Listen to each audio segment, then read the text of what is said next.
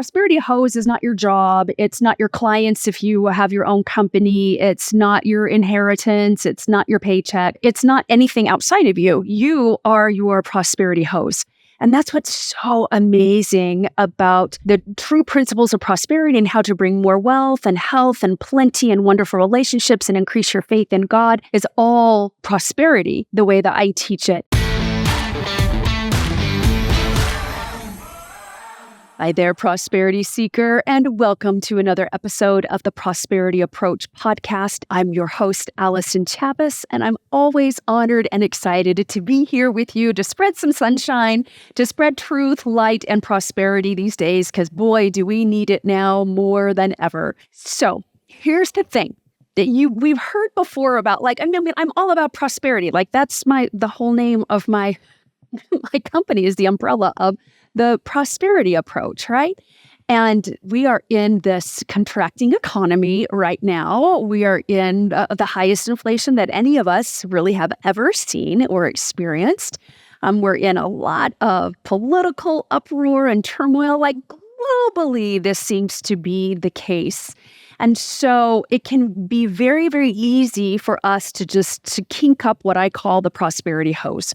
We can kink up our prosperity hose really, really easily, especially when circumstances are not ideal and they're not of our own making, right? That can be so frustrating.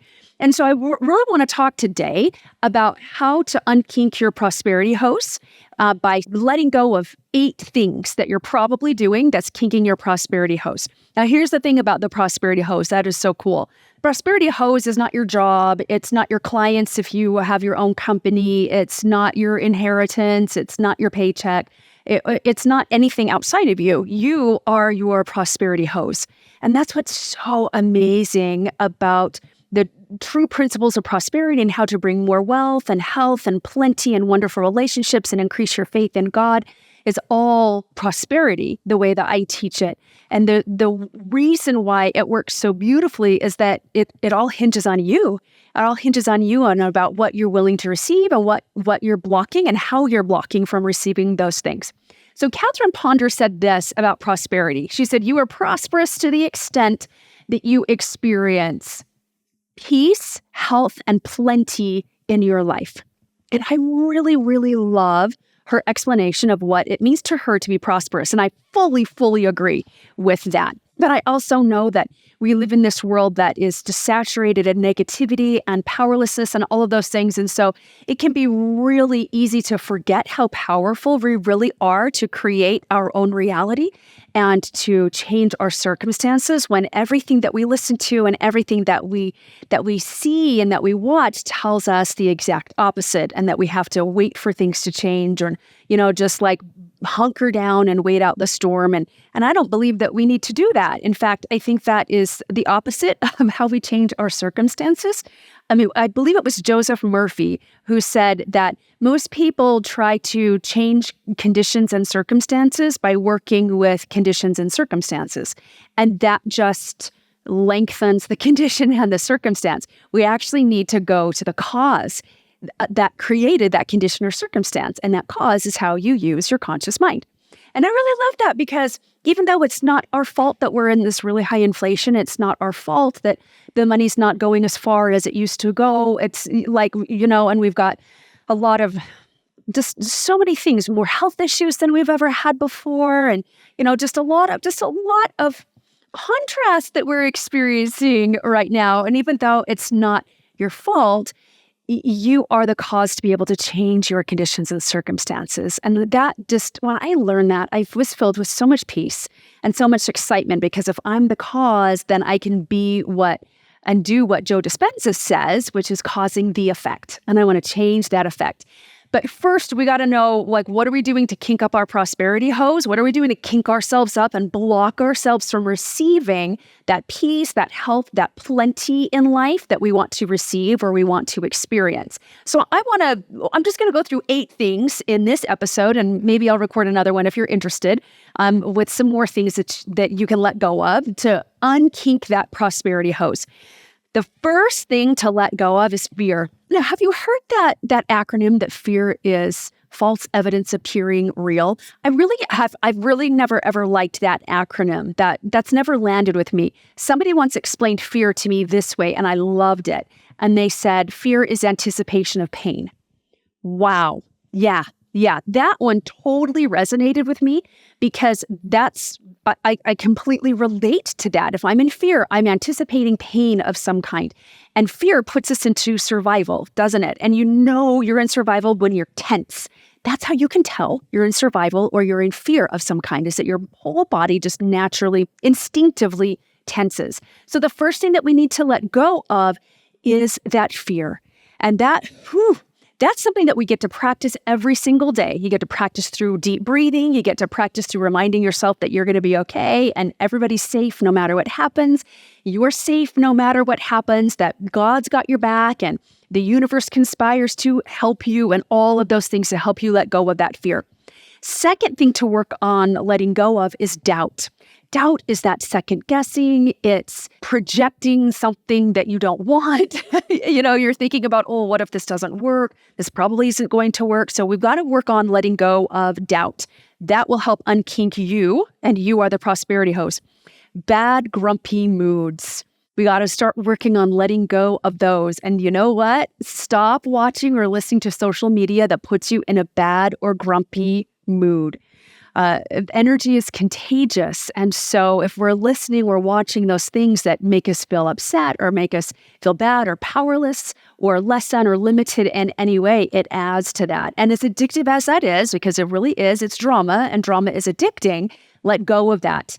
And only watch or listen to those things on social media that make you feel light, that make you feel prosperous, that make you feel hopeful. That will help you let go of that bad, grumpy mood. Fourth thing to let go of is being easily offended. We're in a society today that loves to find ways to get our feelings hurt and loves to be offended, but let go of being easily offended. Number 5, holding grudges. Holding grudges keeps us stuck in the energy of anger and in the energy of being victimized and the energy of pain. We need to work on letting go of those grudges. This is where some forgiveness work comes in. And the thing that is so powerful about forgiveness work is it has nothing to do with the other person. And it doesn't absolve the other person of whatever crime they committed against you or any hurt that they caused you. It doesn't absolve them of that. It releases you of it. And then you are able to receive greater prosperity, greater peace, greater health, greater plenty in your life because you're not holding on to that grudge. Overreacting. Let's let go of overreacting. And the way that we can do this is really just being present in the moment and not giving a meaning to the situation or the event that's happening that doesn't actually serve us. That everything's going to work out, that everything is okay. Number 7, let go of being in your head. Now, a lot of times I'll describe this as a spin. Sometimes when we're spinning in our mind, it can look like and sound like that mindless chatter that goes on all the time, thinking in circles, talking ourselves in circles, what-ifing and future tripping of what if this doesn't work out, all of that. And sometimes we spin really quickly in our minds and other times we spin slowly in our minds. But a spin is a spin and chatter is chatter. And so we've got to get out of being in our head so much. In fact, I love Bob Proctor. Somebody talked to him about, man, I think about everything. I just think and I overthink and I just think about everything to death. And he said, that's not actually thinking, that's analyzing. You're analyzing, but you're not thinking, because analyzing is just looking at the problem and looking at the problem from all different angles. But if you're thinking, you're actually looking at the solution or different possibilities of the solution. And thinking is creative and analyzing is not. And I really, really loved that. And I thought, oh, wow, I analyze a whole lot more than I think. And most of the time, again, it was just that mindless chatter. So we got to get out of our head, let go of being in your head. That chatter gets so loud and talks so fast to us that we cannot, there's no room to receive any other guidance or any other direction from the Lord, from God, from our higher power, from our angels, from our higher self, if we are just in our head and spinning all the time. one of the ways that you can let go of being in your head is just by taking deep breaths and dropping into your body. And what that looks like is you can take a deep breath for a count of 4 and then hold it for a count of 4 and then release it slowly for a count of 4. What this actually does is it activates your parasympathetic nervous system and gets you out of your sympathetic nervous system, which is your fight or flight. And then this gets you back out of your, this breathing gets you out of that back brainstem and into your prefrontal cortex, which is where your resources are, which is where you can actually start thinking and coming with the solution. But let go of all of that mind chatter, let go of being in your head. And the 8th thing to let go of, if you want to unkink that prosperity hose, is not recognizing the blessings that are already going on in your life, even and especially during challenging times. That can be really difficult when we're going through things that we didn't create. Sometimes we did create it, right? Sometimes it's our own fault, but many times it's not. Many times it's conditions, it's society, it's other people's agency. It's things that were really beyond our control, and we can feel really helpless and powerless with that. But if you will make a concentrated effort to let go of complaining and let go of seeing what's not working in your life, and then focus your attention on what is working. What are the blessings in your everyday life, big, medium, and small?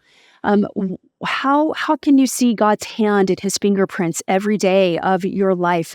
That is such a powerful, powerful way to unkink that prosperity hose and to open yourself up to living in greater prosperity, regardless of how much money is in your bank account, regardless of how much energy or health you have in your body, regardless of any of the things that are going on in your life that are less than ideal to you right now. But here's the magic of this, is that when you unkink yourself, when you unkink you, because you are the prosperity host and you are the cause, you end up changing the effects of your life.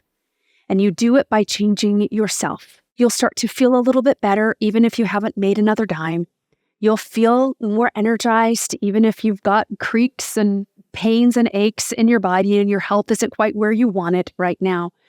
As you start to change, as you start to see things differently, your conditions and your circumstances must change.